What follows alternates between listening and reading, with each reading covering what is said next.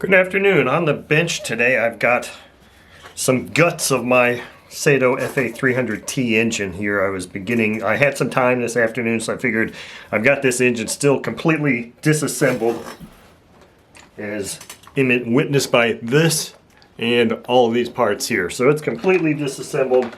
I've got a little break in customer engines. I figured now is a good time to get this going back again and at least get some of the assembly done. So the last time I saw or showed you this was when I did that first video for Boca on installing the bearings on this crankshaft and in the housing. Now, those of you that watched that video might notice something different here. Yes, that bearing is not on there. And that's the bearing that I was going to leave as a sealed bearing. Well, when I went to just kind of do a quick trial fit of my rear cover, the bearing came off because it was just really loose on there. I mean, you could just pull it right off anyway. So I figured if that's the way it wants to be, I'll just put that bearing inside this rear cover. Now, I'm hoping that it's fully seated. It's flush, but to me it looks like there might be a little bit of a area. And though, if you recall watching when I took this thing off, I had a lot of difficulties pulling this cover off. And I don't actually want to put it on here right now until I get the gasket on there, because I'm probably going to have to tap it on with a hammer. So I've got my nice new gasket set, which is for a 270T twin from my standard gasket supplier. And the 270 and 300 use the same gasket, so there's not a concern there. So I'm going to start just by grabbing this large rear cover gasket. It's thick. It's a thick gasket. Let's put that on there. And what I think I like to do with these is I want to put just a little bit of oil on there just to kind of keep it from sliding around quite so much while I'm trying to do installation. Maybe it'll help keep it in place a little bit better. Maybe, we hope. Because one thing that'll happen is I'll put this thing on there and I may have to do a little twisting of something. Well, the gasket may do this, and you don't want that to happen after you've already tapped it into place, and it doesn't really feel like it's really wanting to stay to adhered to that. So I'm going to just put some here. We'll kind of like make it like a little bit of a sticky glue type of thing here, and see if that helps it at all. So I've got the shadow of my carb mount here, and I've got this section here mocked up because for the life of me I really couldn't remember how the carb mount went on there. I was just sitting there looking at some pictures or some videos of my own videos showing me how this thing went together. So believe it or not, I use my own videos quite often. Oh wow, look at that. Holy cow, it just went right on there. Now it's... I didn't really want it to do that now because now the gasket's not lined up.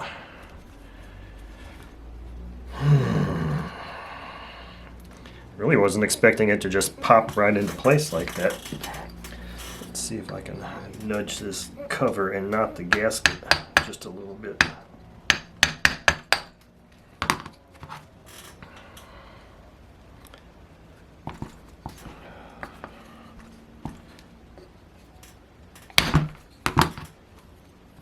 A little bit too much of a nudge there. Yeah, see, that's exactly what I was afraid of was happening, was that now the gasket is not lined up. That is really not what I wanted to have happen here. So now what I'm going to have to do is try and see if I can nudge it over and pull it apart again.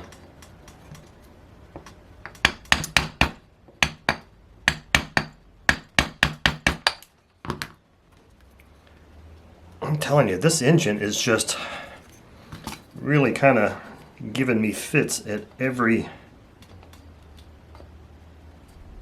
How can I get that off now? I have to try and keep sliding it around, I guess.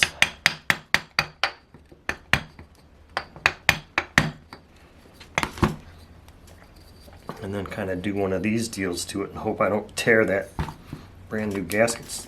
I'm left-handed, so I have to keep. Okay, here we go. That's why I wish this, you know what, maybe I should just use some grease. Got a little bit of grease, maybe that'll help keep that in place. I wonder if I should just do that instead.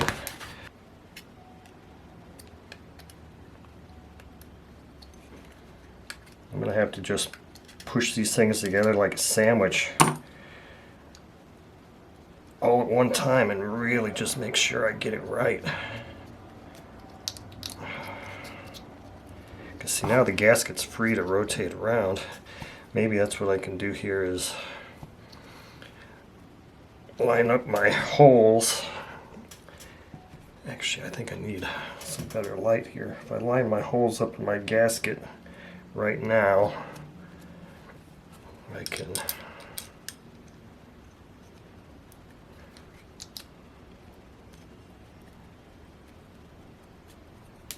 that's what I'm going to do. I'm just going to use some screws,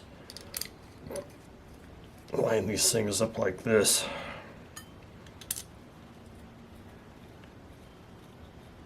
And then tap that thing in place. Gee, why didn't I think of that to begin with? That seems so easy now. There we go. Wow. Okay, so keep that in mind. That's really the ideal way to do this. I don't do these engines often enough to keep that kind of information in the forefront of my mind. So now what we can do is see if this vise will hold this case.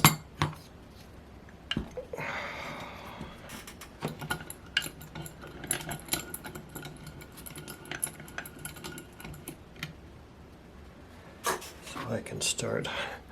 Boy, I don't know how this is going to line up for the camera now.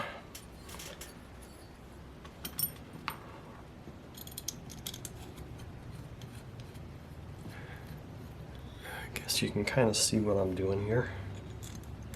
Now, if you recall from the first, or the video where I was disassembling this thing, this screw hole here has to use this yellow screw because that's the side where the head is closest to the rear cover. And being a boxer style engine, that means like crankcase and crankshaft and or connecting rod and all that stuff is right there, so you don't want too long of a screw going in that hole.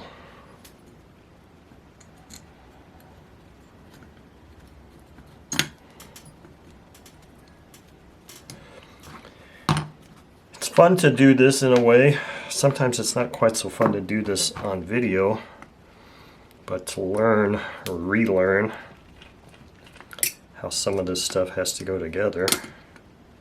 Like I said, I had to watch a couple of my videos, or at least scroll through them, to remember where things went, how things went, and all that good stuff. Now I'm just hoping I didn't get a good shot. I'm hoping that these holes here actually do go in the top, because the carb, when it goes on its mount here, which is here, will get mounted like this. And I don't recall anything else happening in those holes there. Those holes here.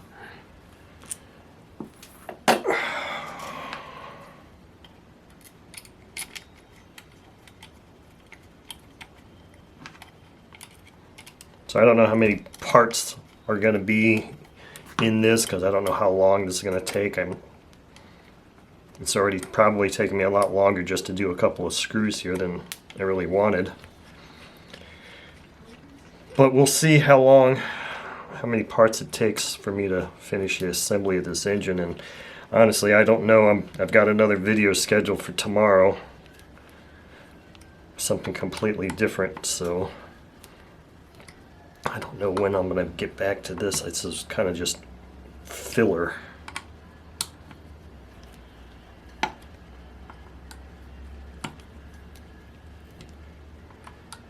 This really just kind of putting these, I was thinking about going ahead and doing the timing first, honestly.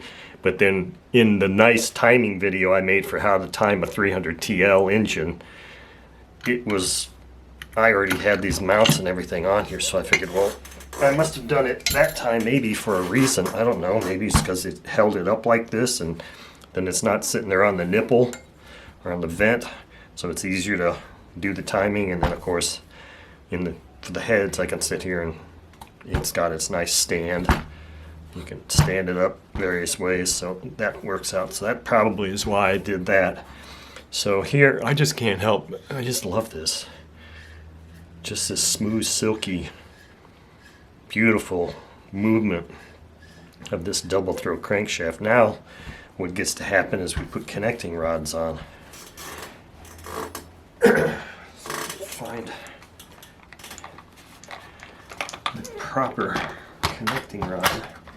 This connecting rod goes on this cylinder here with this designation of front. So I'm just going to do one connecting rod at a time, obviously, but I mean I'm going to just take one out, one at a time out. Got to find the right drive. Is that the right drive for this screw?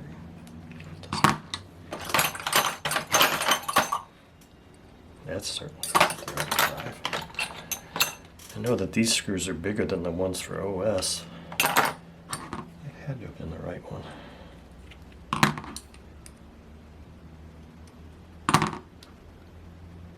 What the hell is the right size here?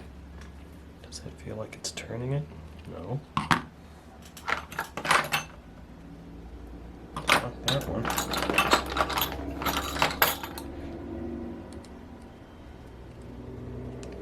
I know one of these drives should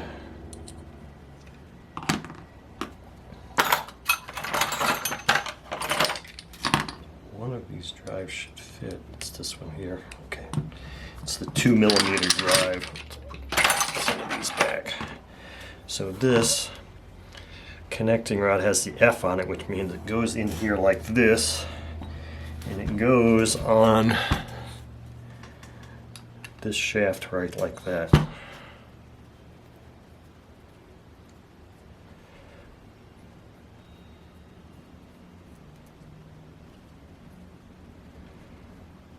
Goes just like that, just like that, just like that. And now we turn it over, and it was just like that. So it goes on there like this in this orientation. Now I might have to get my head in here a little bit.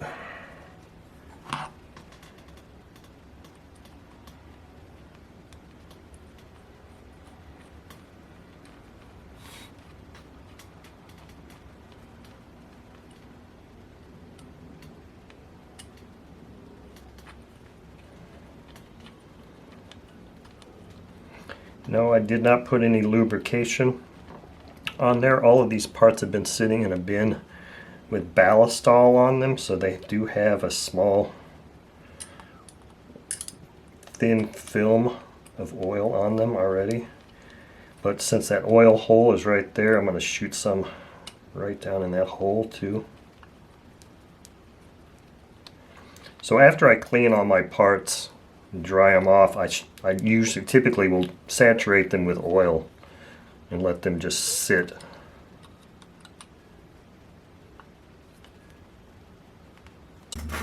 Okay, I had to go on a search for my oil bottle because it went AWOL on me.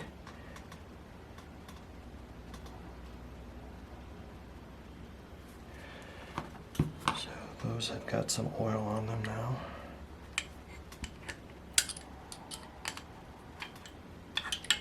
Just want to hit these screws one more time.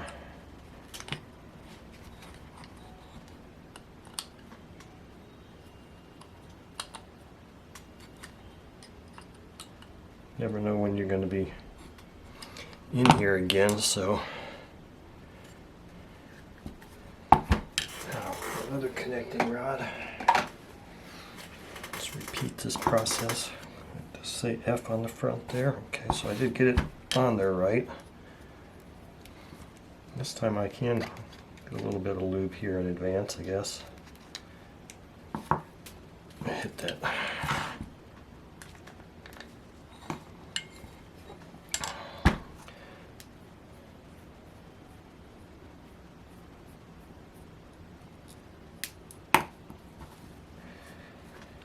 This one's going to go on here like this.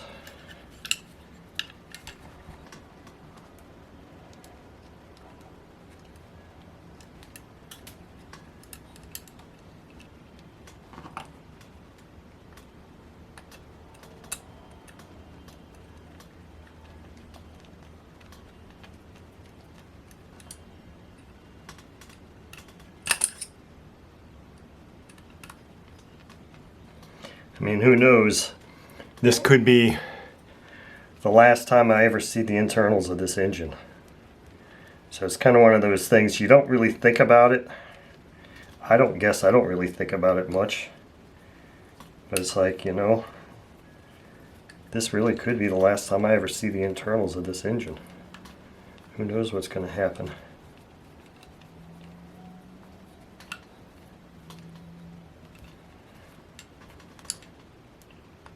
This may run like this for years and years, or sit on a shelf for years and years. It may get traded to somebody, may get given to somebody. Who knows what's going to happen with this engine. There we go. Now, I think I'm going to end this video here at that point, because I think this has been rather long, and I probably need to go and consult my timing video again and make sure I get all the information I need to time this engine.